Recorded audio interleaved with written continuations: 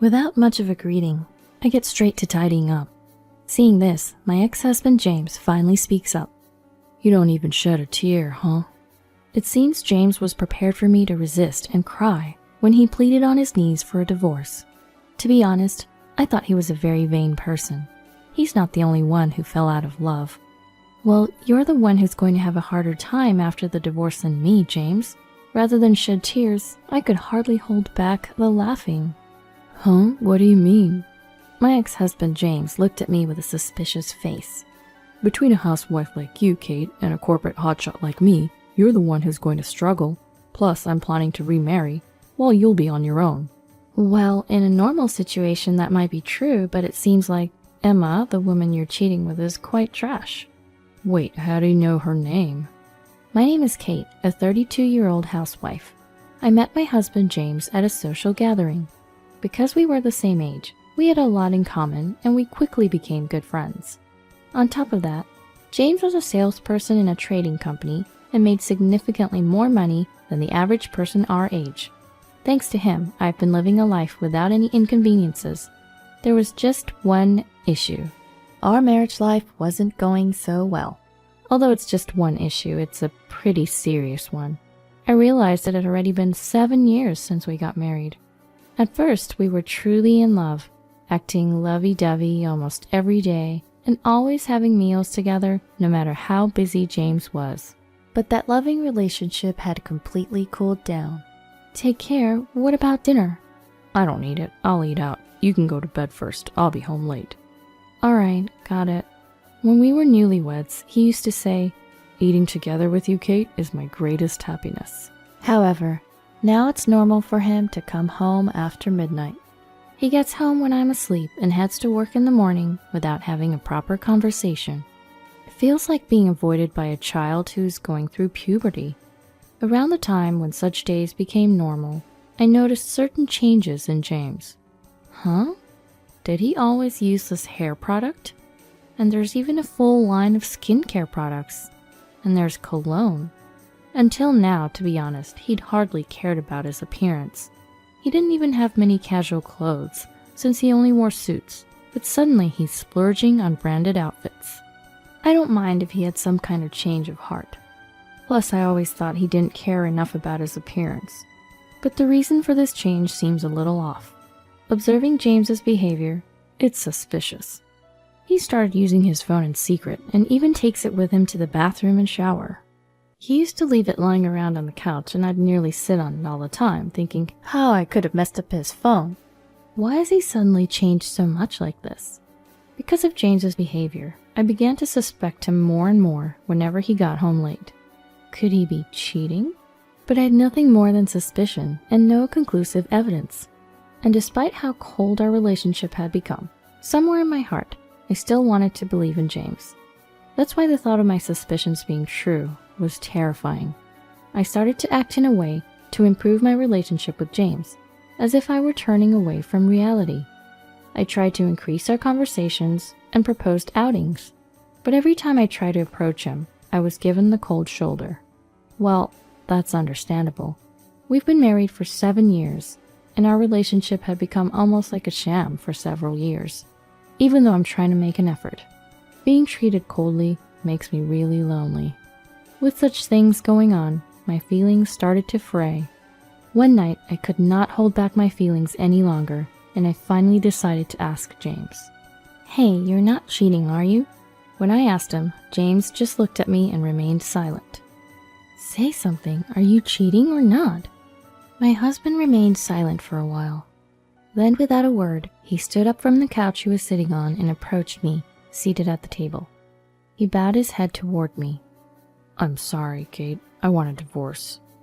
I was at a loss for words by these unexpected words.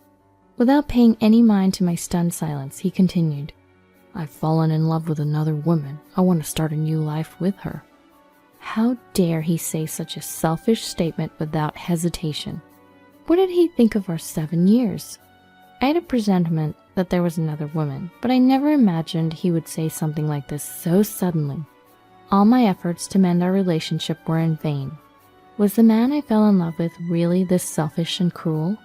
When we were first getting to know each other, I thought there was no one else as wonderful as him. Unable to say anything, these thoughts just kept spinning in my head. Then my husband made another statement that made me doubt my ears. The truth is, she's pregnant with my child. I want to be with her for the sake of our child's future. I felt dizzy, as if I were about to collapse right there. I could feel everything before me turning white.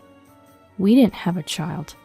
During our 7 years together, we weren't even using protection. In fact, we'd actively been trying to conceive, and even sought infertility treatments. Despite all that, we were unable to have a child. According to the medical reports, my husband had fertility issues, but he's been saying that he's eager to have a child. That's why, though we know how difficult it was, we never gave up. I had always done my best to meet his expectations. Well, recently our relationship had lost its spark and we hadn't been trying to conceive. It seems that the fact that he had a child with his mistress was a major factor in his decision to divorce. I've always wanted a child and I want to show my mom her grandchild as soon as possible. You understand how I feel, don't you, Kate? So please, let me go. Let's get a divorce. My mother-in-law has been suffering from serious illness and hospitalized for the past 2 years. I understand his desire to let her hold a grandchild as soon as possible, but to have a child with another woman instead of his wife? How terrible could this be? I always wanted a child too. That's why I even attempted fertility treatments. I thought we were sharing the pain of not being able to have children. Do you realize how selfish you're being? You betrayed me! In my anger, I shouted at him, but all James did was look down and apologize. It seemed like he was just waiting out the storm, and that made me irritated even more. What kind of woman is she? Just because she's having your baby, I'm nowhere near ready to accept a divorce. I urged James to tell me more about her, but he responded, I'm sorry, but please spare me. I want to respect her privacy. What? Just how selfish can you be? I have a right to know as your wife. Tell me everything. Even when I questioned him like this, James stubbornly refused to reveal anything about the woman he cheated with. She's 2 years younger than you, Kate. That's it? She's an employee? What a joke. He must really care about her. No matter how much I prodded, James didn't provide any substantial information. For a few days, we continued to discuss this. But during those talks, I absolutely refused to accede to James's request for a divorce. I didn't want things to go exactly as he wanted. All the while, James kept bowing his head to me. I beg you, I no longer have feelings for you. What's the point in continuing this marriage? Even my mother knows about this and she's okay with it. Apparently, James had already discussed this with my mother-in-law. I was unfortunately shaken up by that. My mother-in-law and I had been distant lately, but I thought we had a good relationship. Then, James kept revealing one shocking fact after another. I've already given her an engagement ring. We plan to move in together soon. All that's left is for you and I to get a divorce. I felt faint and nearly passed out. My husband, James, was seriously planning to be with the woman he was having an affair with. But I didn't agree to divorce him. This back and forth between James and I lasted almost a month. One day, James seemed to have lost his patience and pleaded on his knees. I can't take this anymore. Just accept the divorce already. Our relationship has been broken for a while now. There's no point in continuing like this. Please, please divorce me. My husband pleaded this, rubbing his forehead on the floor with a begging posture. I had been holding out for almost a month. Maybe it was time to accept the divorce. Fine, let's get divorced, but I'm taking alimony and my fair share of our assets. I understand. I'm prepared for that. Then we talked about the alimony in detail. I asked for $50,000.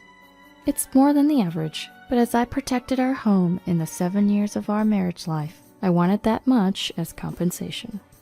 James agreed. He also discussed asset division, and we decided that I will receive half of the balance in our joint account, and he would cover the cost of my move. Then I signed the divorce papers that James had prepared. As I filled out the divorce papers, various thoughts ran through my heart. Even though we didn't love each other anymore, we had lived under the same roof for 7 years. And it would all end with just a single piece of paper. But I no longer had any feelings for James. The next day I submitted the documents to the city hall, and our mutual divorce was finalized. After the divorce, James married the other woman right away. I don't know if she hurried him or not, but since they were going to have a child, he probably wanted to be with her as soon as possible. I was honestly surprised at how fast he moved, even though I hadn't finished sorting out the belongings in the apartment we used to share. That made me want to hurry up and pack my things as soon as possible, so I headed to the apartment where I used to live with James. As it turned out, the timing overlapped and James had also come to the apartment. Without much of a greeting, I get straight to tidying up. Seeing this, my ex-husband, James, finally speaks up. You don't even shed a tear, huh? It seems James was prepared for me to resist and cry when he pleaded on his knees for a divorce. To be honest, I thought he was a very vain person. He's not the only one who fell out of love. Maybe because I had been refusing the divorce for a long time, James might have assumed that I still loved him.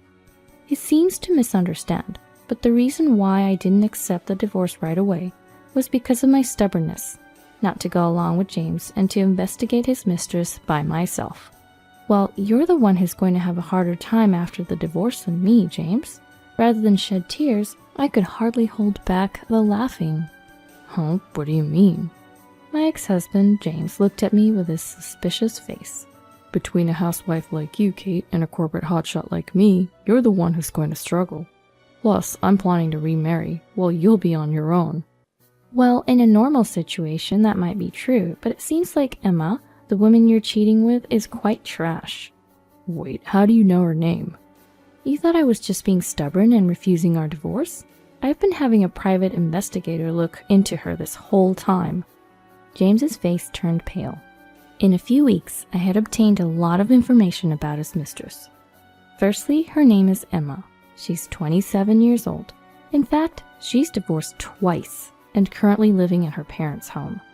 Emma, from what I hear, is a woman with loose morals, constantly shuffling through men. As a result, even though she has a child with her first husband, he has custody and she has been forbidden to see her child due to her being a bad influence on the child. Indeed, Emma seems to have other men in her life apart from my ex-husband. The PI even saw her go into a motel with other men. Just in case, I asked them to take photos as evidence. When I shared all this information and showed him the picture, James collapsed on the spot. No way, Emma can't be that kind of woman. She only had eyes for me, and we were planning to build a happy family. James seems to be head over heels in love with Emma. It's frustrating, but this woman does seem to have the talent to charm men.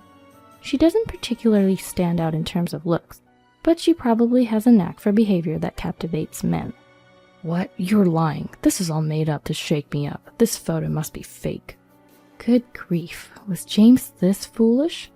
Believe it or not, it's up to you, but even now your mistress sees other men. Oh, not your mistress anymore, I meant your new wife, right? Maybe the child isn't even yours. James's face turned increasingly pale. No way, not Emma. These are findings from the private investigators, so the possibility of you being deceived is high. Perhaps among her multiple boyfriends, you were the one who made the most money. That's why she chose you to marry. It's an honor, isn't it? Even if the child may not be biologically yours, you wanted a kid anyway, so raise your child well. I said this to James as a final blow and left the apartment with my belongings. After a while, I received an email from James. He wanted to get back together. As I suspected, the child Emma had given birth to wasn't James's. When he confronted Emma, she retorted, "I didn't know whose child it was until it was born." But James was already married to Emma. Therefore, legally, he has to raise the child she gave birth to as his own. James was just a money tree for her. As proof, when paying alimony to me, James had covered Emma's portion too. So James had paid me $80,000 in total. James was furious and confronted Emma. But she said, "You seemed happy to serve me." And one day, she left the child behind and disappeared. James called me while begging. You were right, I was deceived. I'm really sorry. I want to start over again. I was just disgusted. You think I'm going to come back to you by saying those kind of good things? You had an affair, that's a fact. You betrayed me, that's also a fact. You need to accept reality. I hung up the phone after saying that. I I heard from a mutual acquaintance that after this, James handed over the child Emma left behind to her parents, telling them to take responsibility. Emma's parents said, "That's troublesome, you raise the child." but James stubbornly refused, saying, "I have no obligation to raise a child that's not biologically mine." he submitted the DNA test results to prove the child was not his. And he also revoked his acknowledgement of the child. Emma's parents apparently didn't know that the child wasn't James's. After they found Emma, they took her back home and are forcing her to raise the child in semi-captivity Apparently, they're keeping a close eye on her. to prevent her from freely meeting other men.